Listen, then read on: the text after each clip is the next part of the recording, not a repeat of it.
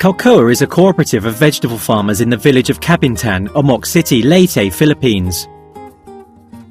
It was formed in 2004 to improve the livelihoods of farmers in the area. The land used for production by the association is inside a land reserve of the Philippine National Oil Company, or PNOC.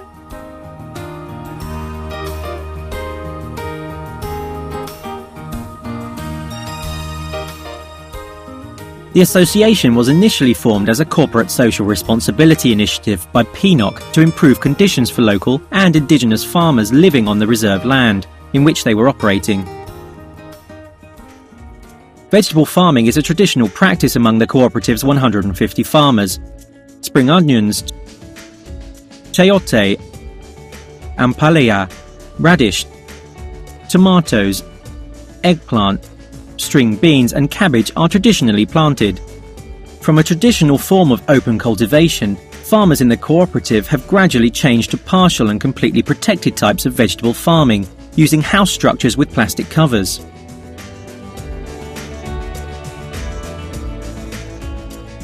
Mr. Rodolfo Jayab, 42 years old, has a small farm of 3/4 hectares which he uses for vegetable growing with his family. At first he planted his farm with spring onions and chayote, as well as planting a small area of abaca fibre as a buffer crop.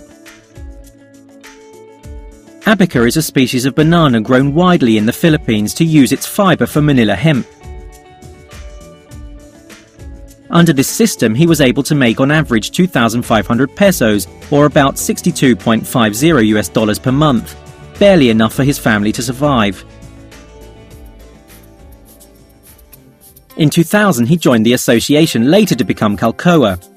PNOC extension activities promoted new types of high-value vegetables such as sweet pepper, cabbage and Chinese cabbage.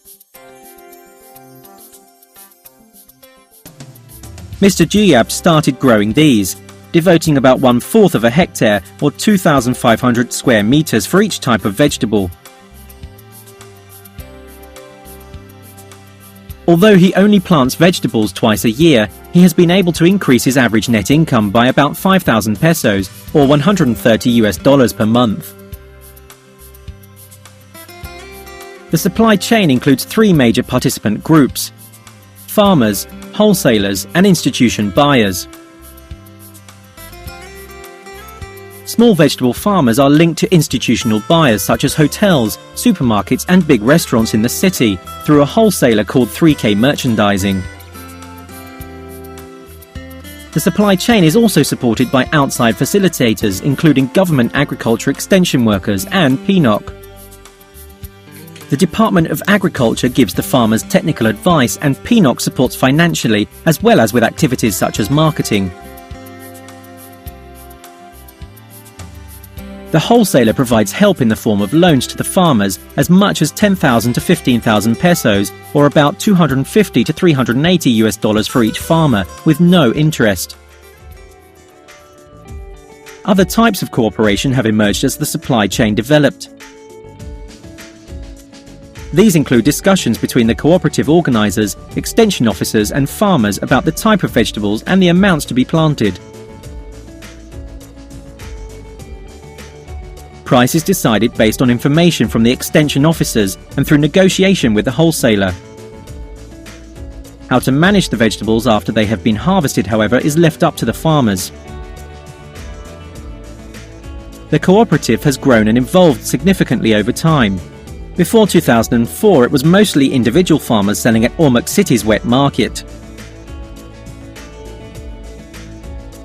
After 2004, when Kalkoa was formally established, the farmers were able to penetrate higher value markets such as supermarkets, restaurants, hotels, etc. Comparing farm sizes of 2,500 square meters for sweet pepper, cabbage and Chinese cabbage production, the sweet pepper and Chinese cabbage gave the highest returns at about 1,000 kilograms per month each, while cabbage yielded 750 kilograms per month. Looking at income generation as well, sweet pepper and Chinese cabbage were close at 19,550 pesos or $488.75 per 2,500 square meters for sweet pepper and 19,630 pesos or $490.75 for Chinese cabbage.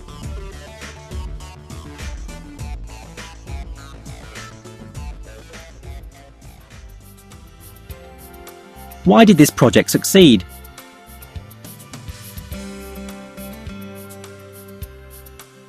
While there are still a number of things that can be done to make the supply chain more efficient, overall cocoa and member farmers like Mr. Giab can be seen as quite successful.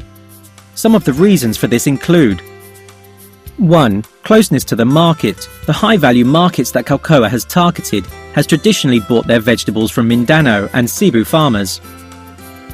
It was because cocoa's vegetable prices were competitive that they were able to gain market share. As well, Calcoa has developed a niche selling certain vegetables such as sweet pepper, cabbage, Chinese cabbage, chayote and lettuce, which are cheaper and better quality than those coming from elsewhere. 2. Forming a cooperative. Legally forming Calcoa as a farmers' association gave the farmers a number of advantages. It gave them certain legal rights and let them be more visible in the market. It also made it possible for support from outside, for example that of PNOC, and financial assistance, technical training and networking support by the Department of Agriculture. If the farmers were not organised, this would not have been possible. 3. Support from PNOC. PNOC was actively involved in the organising and monitoring of the vegetable farmers during the establishment of Calcoa. The Department of Agriculture had tried to organise the farmers before, but without success. This was due partially to frequent changes in the group's leadership. Another reason for the successful facilitation of PNOC was the investment in capacity building of the farmers. As PNOC has a large stake in the environmental and economic impacts of the farmers on reserved land, they were determined to provide support for the best possible outcomes.